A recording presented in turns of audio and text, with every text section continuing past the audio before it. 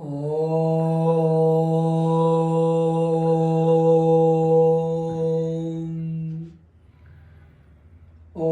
सर्ववेदांत सिद्धांत गोचरम तमगोचरम गोविंदम परमानंदम सद्गुरुं प्रणतोस्म्यहम् सद्गुरुं प्रणतोस्म्यहम् सद्गुरुं प्रणतोस्म्यहम्। ओम बोले सर्व श्री आशुतोष भगवान की जय, माँ आशुतोषाम्बर जी की जय, सर्व श्री बाबा आशुतोषाम्बर महाराज जी की जय, सच्चे दरबार की जय। उपस्थित आदरणीय भगवत प्रेमियों, हम आज आप लोगों के समक्ष जिस विषय को रखने जा रहे हैं उसको हम एक कहानी के द्वारा सर्वप्रथम समझेंगे। एक बार क्या हुआ, एक बीहड़ वन प्रांत से एक हंस का जोड़ा उड़ते हुए जा रहा था। हंस के जोड़े ने जो मादा है, हंसिनी ने पूछा हंस से कि ये स्थान, ये जगह इतनी भयावह, इतनी वीरान, डरावनी से क्यों लग रही है? यहाँ तरह तरह की आवाज़ें क्यों आ रही हैं?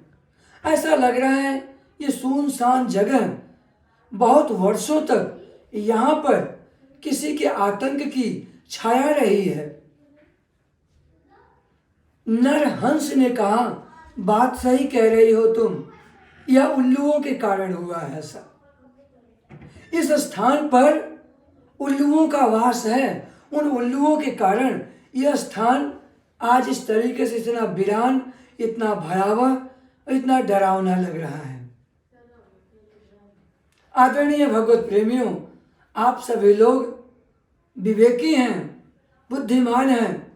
मेरे कहने का आशय सिर्फ इतना है कि जो डराता है किसी को या जिससे किसी को भय व्याप्त होता है, उसके द्वारा समाज में शांति की स्थापना नहीं होती। समाज में शांति की स्थापना जिनसे हुई, उन लोगों ने एक क्रांति को लेकर चले और उस क्रांति के पीछे सारा कारवां हो लिया। महात्मा बुद्ध किसी को कहने नहीं गए थे, उनके पास तरह तरह के आक्षेप लगे, आक्षेपों के बाद उनकी जय जयकार हुई।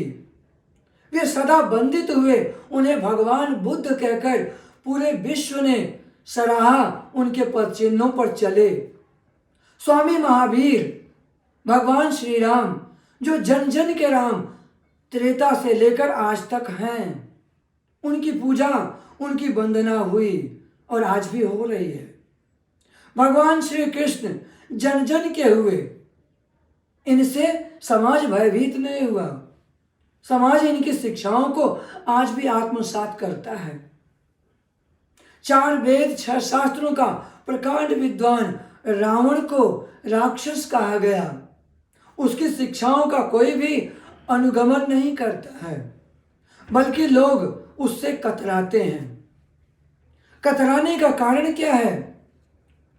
कतराने का कारण यही है कि हाथी के दांत खाने के और दिखाने के और। तो हाथी के दांत की तरह जो कथा होती है वह सत्य नहीं होती। सत्य वह होती है जो समाज जिससे प्रकाश को प्राप्त करे, रोशनी को प्राप्त करे। भगवान श्री कृष्ण ने गीता में बहुत स्पष्ट स्वरूपों में कहा है, यद्यदाचरति श्रेष्ठ तत्तदेवेतरो जनः स यत् प्रमाणं कुरुते लोकस्तदनुवर्तते। आप जो प्रमाण देंगे, समाज उसी को शिक्षा स्वरूप में स्वीकार करता है। भगवान राम ने शांति से, प्रेम से, सौहार्द से, अपने व्यक्तित्व से समाज को, जनमानस को रोशनी दिया। समाज उनके पीछे चल पड़ा। कंस ने, रावण ने, दुर्योधन जैसे लोगों ने वो कार्य जब करना चाहा तो वो नहीं कर पाए, क्योंकि नकल करने के लिए भी अकल का होना बहुत जरूरी है। एक बार क्या हुआ, एक छोटी सी हास्य कड़िका मुझे याद आई। एक बार क्या हुआ, एक टीचर बच्चों को पढ़ा रहा था। पढ़ाते पढ़ाते टीचर ने बच्चों से पूछ लिया, अकल बड़ी होती है कि भैंस? उसमें से एक बच्चे ने हाथ बहुत जोर से खड़ा किया, सर मैं बताऊं? टीचर्स ने कहा, हाँ बताओ, काफी उत्साहित लग रहे हो, जानते हो तो बताओ। उस बच्चे ने कहा कि सर भैंस बड़ी होती है। टीचर ने कहा, वो कैसे? बच्चे ने कहा, क्योंकि ये प्रश्न भैंस नहीं पूछती है, ये प्रश्न भैंस कभी नहीं पूछी और किसी भैंस को मैंने पूछते हुए भी नहीं देखा। इसलिए मैं ये बात स्पष्ट कर रहा हूं कि अकल बड़ी नहीं होती है, भैंस बड़ी होती है। ये सोच उस बच्चे की है, ये बात उस बच्चे ने कहा। विवेकी जनों, दो पक्षी हैं, बको श्वेतः हंसो श्वेतः, को भेद बक हंसयो। बगुला भी सफेद होता है और हंस भी सफेद होता है, किंतु बगुले और हंस की पहचान कैसे कर पाएंगे? दोनों बैठे हों, सामने बगुला भी हो और हंस भी हो। अगर उसको परखना चाहते हो तो दूध और पानी मिलाकर सामने रख दीजिए। हंस जो होगा वो दूध ग्रहण कर लेगा और पानी को छोड़ देगा। ये कला बगुले के पास नहीं है। दूसरी बात, काको कृष्ण पिको कृष्ण, को भेद काक पिकयो। कोयल भी काली होती है और कौआ भी काला होता है। इन दोनों को कैसे पहचानोगे? इनको पहचानने के लिए विवेक का होना बहुत जरूरी है, क्योंकि जब बसंत ऋतु आती है ना, तो कोयल गाती है और कौआ कां कां कां, तो इससे स्पष्ट हो जाता है कि ये कौआ है और ये कोयल है, क्योंकि कोयल का स्वर छुप नहीं सकता। जो मधुमास में बसंत ऋतु में कोयल का जो माधुर्य है वो छिपता नहीं है। हमारी जो गुरु माँ है, माँ आशुतोष शामली, जो हमारी गुरु माँ है, जो आज समाधिष्ट है, माँ ने सदैव हमें सम्मान करने सिखाया। वेदों का, शास्त्रों का, ग्रंथों का, ज्ञानियों का, विद्वत समाज का सम्मान करने सिखाया। माँ ने कहा, अक्षरा माँ ने कहा, माँ कहती रही कि जो आज समाज आपके पास आ रहा है, वह समाज एक आशा भरी दृष्टि के तरफ, आपकी तरफ देखता है कि शायद यहाँ से मुझे शांति मिलेगी। यदि आपके पास यह अशांति है तो आप समाज को क्या देंगे? अशांति के अतिरिक्त और आप कुछ दे ही नहीं सकते। जाहिर सी बात है, जो आपके पास होगा वही आप बांटेंगे। हे पांडुपुत्रों, तनिक प्रतीक्षा करो कृष्ण के आने की। कृष्ण के आने की घड़ी सन्निकट है, इसलिए अधीर मत हो पांडुपुत्रों, तुम्हें भी मौका मिलेगा और हमें भी मौका मिलेगा। हमें कोई दिक्कत नहीं है। यदि गुनाह हमने किए हैं तो सजा हमें मिलनी चाहिए, और यदि गुनाह आपने किए हैं तो उसकी सजा आपको मिलनी चाहिए। हम तो कहते हैं कि खप्पर वाली काली जागे, जागे दुर्गा परमंडा, रक्त बीजों का रक्त चाटने वाली अब जागे चामुंडा। हम दोनों के लिए तैयार हैं। यदि धर्म प्रबल है तो वह धर्म अपने आप को स्थापित करके रहेगा। उसके लिए किसी को शोर मचाने की जरूरत नहीं है, क्योंकि जो आप शोर मचाएंगे, शोर कौन मचाता है? शोर चोर मचाया शोर। ये कहानी अगर सिद्ध है तो आप अपना विश्लेषण करिए। अब हम प्रतिपल अपना विश्लेषण कर रहे हैं। हमारा सिर्फ इतना कहना है कि आप जिस सत्य को रखना चाहते हैं, उस सत्य को कई परतों में क्यों रखे हैं? उसको, सत्य को हर परतों से उजागर करते हुए जैसा वो है उसको उस तरह से स्थापित कर दिया जाए। किंतु ये कला कृष्ण ही कर सकते हैं। ये कला भगवान आशुतोष कर सकते हैं, क्योंकि भगवान आशुतोष का यह पावन मिशन है। मिशन मतलब विश्व शांति। इस विश्व शांति के पुरोधा है भगवान आशुतोष महाराज जी। और जब वो अपने, क्योंकि उनका मिशन है विश्व में शांति आएगी, तो उसको पूरा भी वही करेंगे।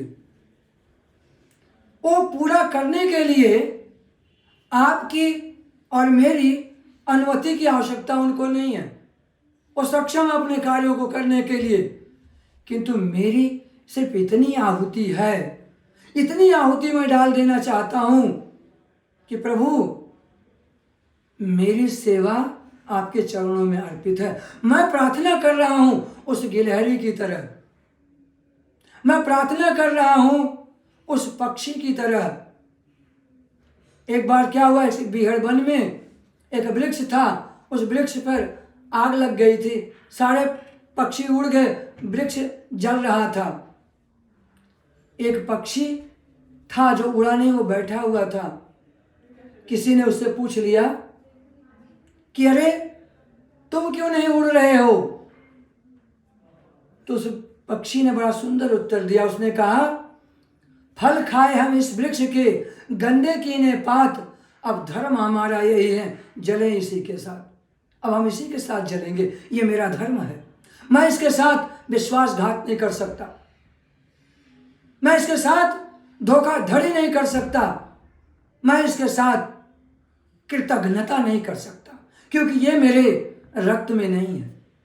इस वृक्ष ने मुझे आश्रय दिया, इसलिए मैं आज, अब भी और हर पल यही कहता हूं कि भगवान आशुतोष शीघ्रातिशीघ्र समाधि से आप जागें, आप प्रकट हों, अपने समग्र ऐश्वर्य के साथ प्रचंड स्वरूप में आप आएं और आपका मुहिम, आपका विश्व शांति परम लक्ष्य परिपूर्ण हो।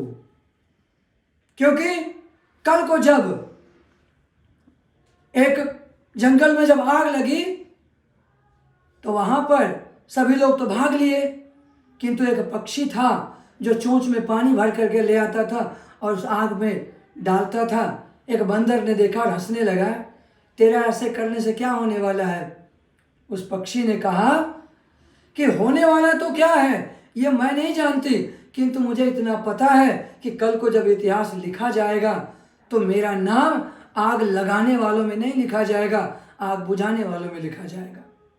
आदरणीय भगवत प्रेमियों, मेरा यही कहना है कि आप सभी लोग भगवान आशुतोष महाराज जी के ज्ञान के लिए जागृत हों, उनको अंतर से पुकारें।